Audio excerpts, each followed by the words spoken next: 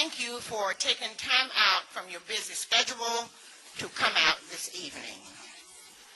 Thank you, Minister Jackson.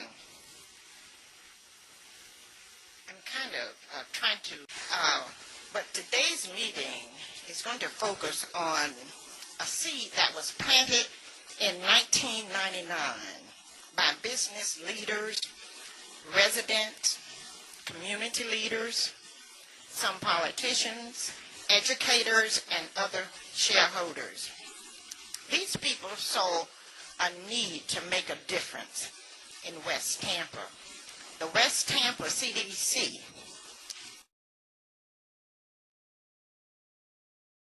because I do really thank you for coming out, but I will mention them at this time.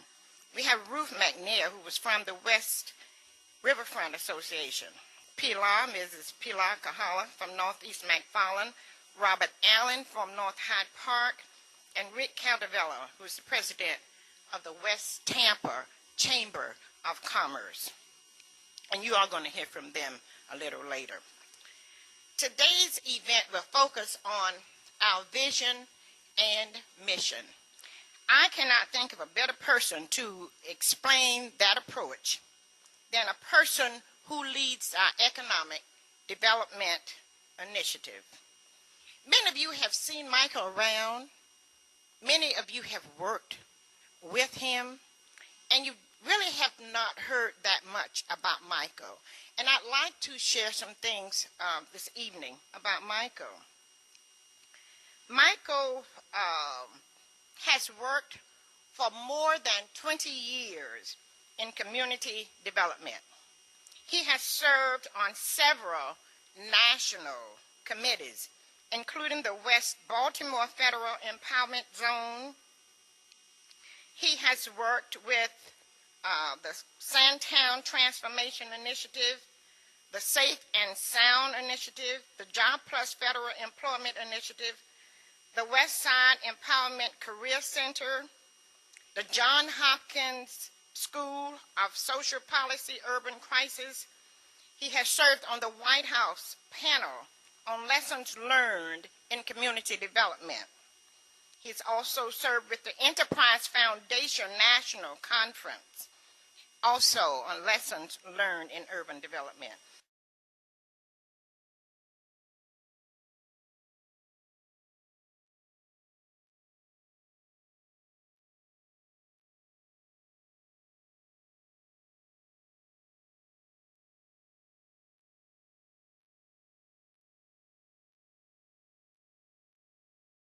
That diamond. You get that as soon as you clean it off, shine it up, that piece of coal becomes that diamond. When the CDC came in, it was like God sent, because that helped us further the next step of what we needed to do. We worked with the city, which was great, but to have something that was centralized to West Tampa, that helped West Tampa only, was the best thing to come around. One of the projects that we did with the CDC was the overlay. It was something that someone that we've heard said that was impossible for us to do, to get done, but it's been done. January of last year, the overlay was added to Chapter 27 of the city ordinances. The overlay now is a growing, continuing document. It's always going to change. We had to start out with a foundation because a lot of things were happening in West Tampa that we basically wanted to have control of. The people in this community wanted to be respected, and they wanted to make sure that by using the laws of the city, that the people who come in the community respect it, unfortunately, but that's what we had to do. We hope that if you would like to get involved in our neighborhood association, I'll be here in the meeting, and I can talk to you about some of the other further things that we have done. We have... This is Janice Dula, and I'm a native of West Tampa. First, I want to thank God for allowing me to be a part of the West Tampa CDC and changing the future of my community. Second, I want to thank Dr. Fisher and Michael Randolph for having faith in me. And I also want to thank the board members for granting me this opportunity. Before coming to the CDC, I had no experience in working in a professional setting. Since being with the CDC, I have learned new job skills such as typing, greeting the public, data entry, scanners, and the Microsoft family. have attended various meetings, and I have met all type of important people like the Mayor Pam IR, Councilwoman Miller, Councilwoman Everest, and Councilman White. I know the road is going to be long for me, but I'm like a sponge. I want to soak up everything about this corporation so I can continue to help my community. Thank you, and God bless you.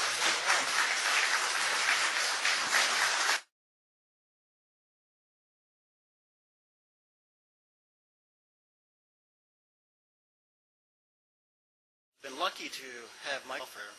She now has her own business and is going through her 4th or 5th feature film. That's the kind of story we want to create here. And when we talked to Michael, and one of the statistics that Michael told us is, you know, I did some research and I found out that 30% of the people in the West Tampa area are already involved in a creative enterprise. Now, whether that means art, singing, dancing, or whatever creative they're already here. They're in that kind of industry. So he turns to me and he says, so if you can create the jobs, I got the people. And that's what we want to try to do. Unions, and we're very excited about this team. We're focused currently on building residential homes in the heart of West Tampa, and we're very excited about this effort, and I'm very pleased to be here to share it with you. Our approach, and I have to look at my cue over here because I'm not our approach is investment must be focused to be successful.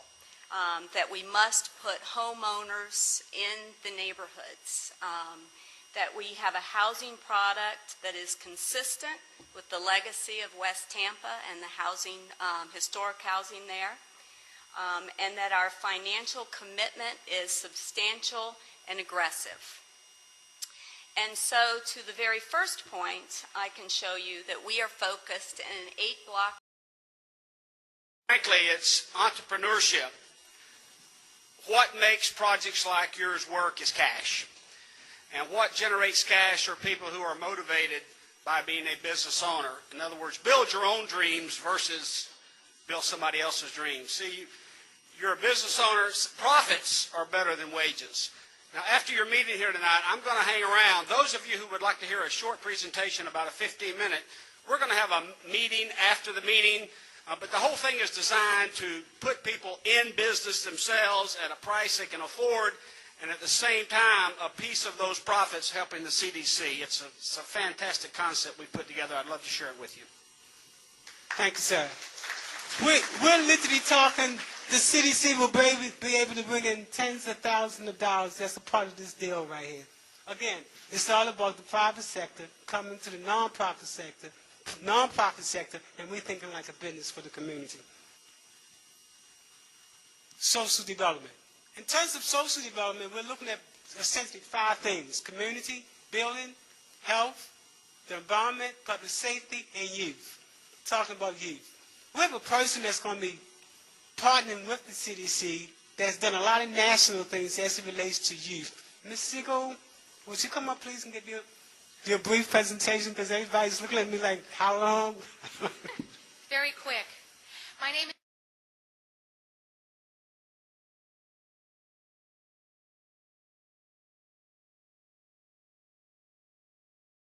This project is what I would consider the finest model of public-private partnerships. What we have prepared here is a listing of what we offer the West Tampa community as credit union housing partners, but it's also what we will offer all of the residents of West Tampa as well as East Tampa.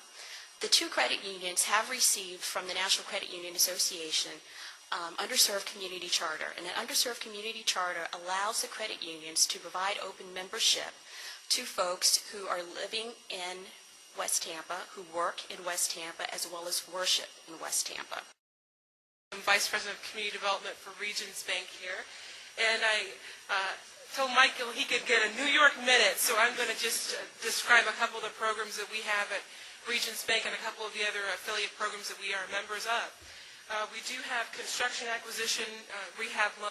They can also be for programs for microloans for those small businesses that are around here as well. And the pre-development fund, the maximum is $100,000. It's for nonprofits only.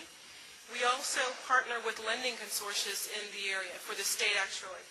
One of those is the Florida Community Loan Fund, and that again is for nonprofit developers. We are partners with Neighborhood Lending, which is based here in Tampa, and they do loans for commercial as well as multifamily projects. That's for non-for-profits and for-profits. And we're also members of LISC, and you'll hear about LISC a little bit later when Diana Kyle comes up.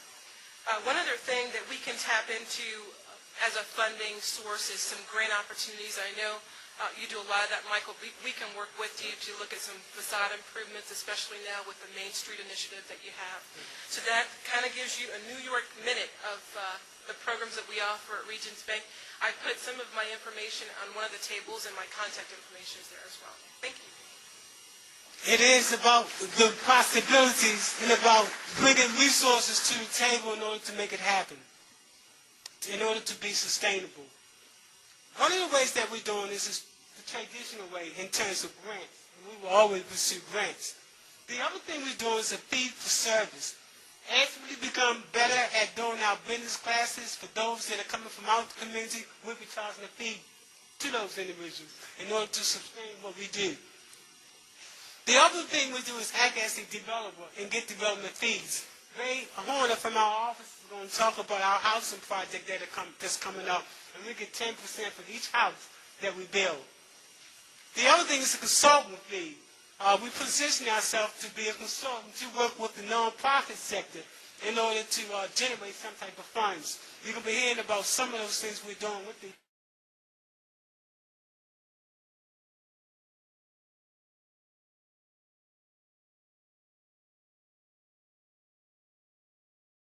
do with your community. I can assure you the Senator shares your goal for creating a strong and healthy community here. I have to caution you that there are limited federal resources available, and there is a lot of competition for those resources from other communities in Florida and states across the nation. But this is a region that the Senator is very proud to represent and looks forward to working with you on it. Just from what I've seen here tonight, I can tell you that you do have some things going for you which will make this project much easier to sell to federal agencies and federal lawmakers. The fact that it was developed with input from the local residents in the community is vital, and that they buy in on it and that they're excited about it. The fact that it's a private-public partnership, not reliant exclusively upon government dollars, will help make this a viable plan in selling it to federal agencies. Assuming it has the support of the local elected officials, your city, county, and state representatives. I've not yet heard from them, so I would need feedback from them on it, of course. But those are all selling points that will make this project easier for the Senator to sell on the Hill, and I look forward to working with you as his representative on this and other projects in the future. Thank you.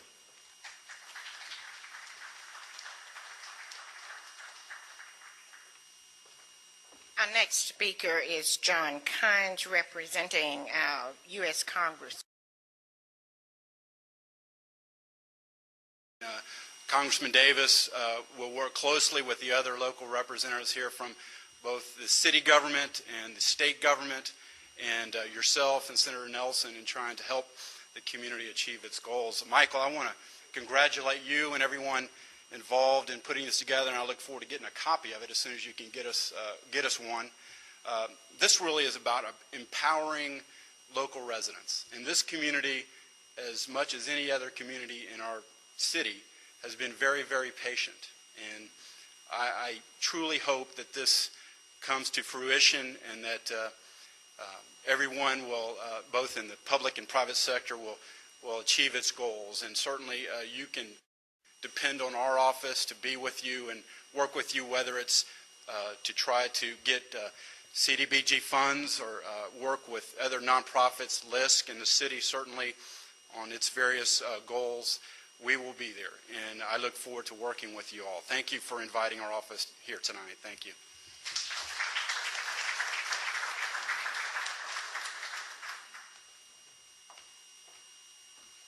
Our next speaker is State Senator Les Miller.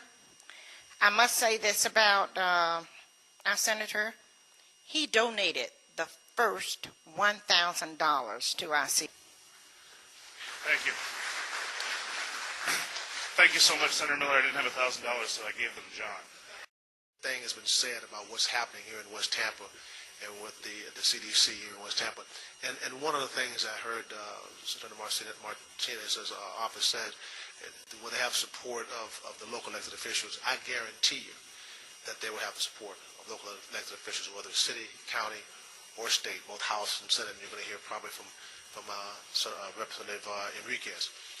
This community has been a black community. I said blight, not black, blight community for many years. And to have an organization that comes in now and get started on some state funds that have now taken a nonprofit status and starting to work with a profit status and doing the things that it's doing is to be congratulated. But it still has a long way to go. And I think Mr. Randolph pointed out some figures to you of how people are living in this community that are still living below the poverty level and there's still unemployment in this area. And they're trying their very best to educate people. They're trying their very best to give people the opportunity to have jobs and or create their own businesses. That's vitally important. So as long as I'm sitting in the position I'm in now, or whether I go to something else in the very near future, I will be here working with this organization because it's vitally important not only to West Tampa, but to the city of Tampa and also to Hillsborough County and the state of Florida, because everyone wants to live in a home, have a picket fence around that home, and something fresh in the refrigerator when they get home. And that's vitally important to them. So congratulations on what you're doing. My office will always be there for you. We'll never, ever give up. Sometimes there might be bumps. Very good. I want to, again, congratulate you on this remarkable effort.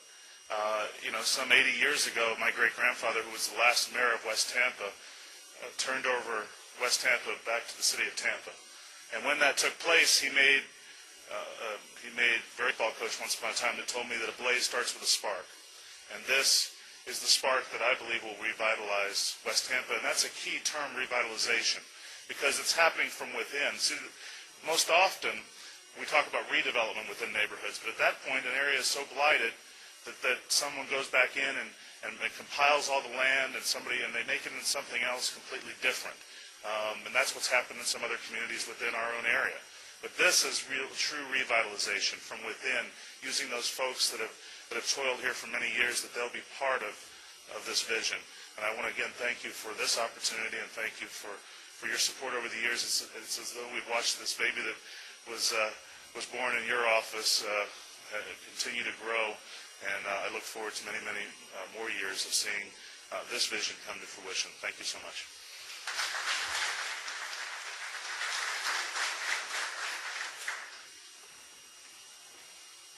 Our next speaker, representing a very fine mayor, is Ms.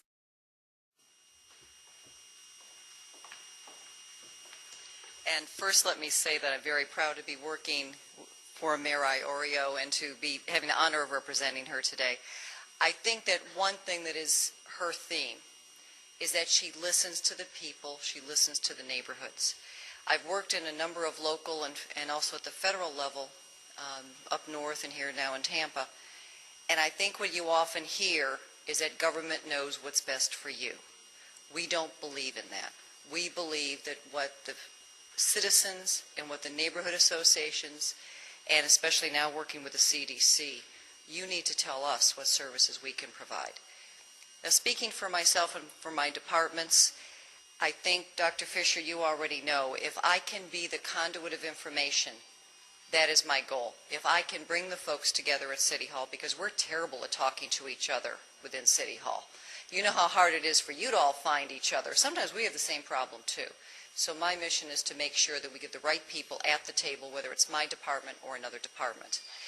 And let me also mention one other thing. We've talked a lot about bringing new business in. is going to be a good, that it's been so long in coming, because West Tampa has been neglected for so many years, like Representative Henriquez said, but it's stopped. And now we have the ear of the mayor. And Cindy, you know that I will be at your side, and you know that I will be talking to you. All you got to do, Michael, is call me and let me know, just like you did the last time. We got those permits going, and so all you got to do is call, and that goes for anybody in this area, because my district, my office is always open. My phone number is 274-7074. We've got Desiree on the line all the time. She's constantly working for the West Tampa area, as well as my other areas of this. But West Tampa is the heart. It's my heart. And we want to make sure that this heart keeps beating. Thank you so much.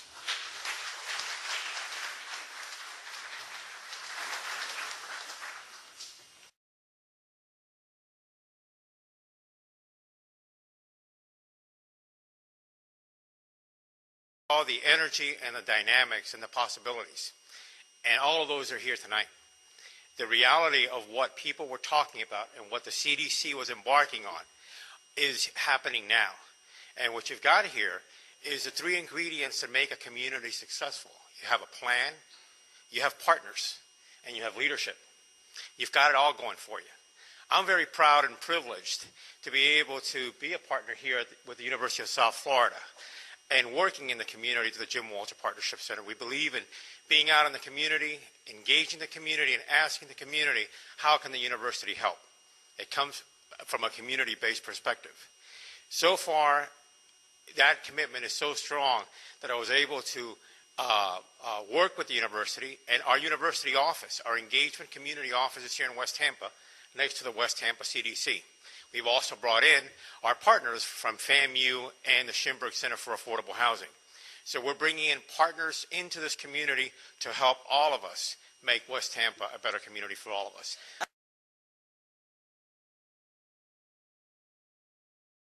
She's in trouble now. LISC is a national nonprofit, and what our job is to provide best practices for the neighborhoods. We will be bringing in some new concepts for the community, and we hope that you will listen to Dr. Fisher and to Michael with very open minds, because in order for your community to survive, you're going to have to do some very creative things. For instance, your community might have to start owning homes, and when you can let someone live in that home permanently, but they would own it so that someone else who needed an affordable home could buy it in the future. That's going on across the United States. It's called the community trust, where the community owns those homes instead of flipping those homes and having the entire community gentrify.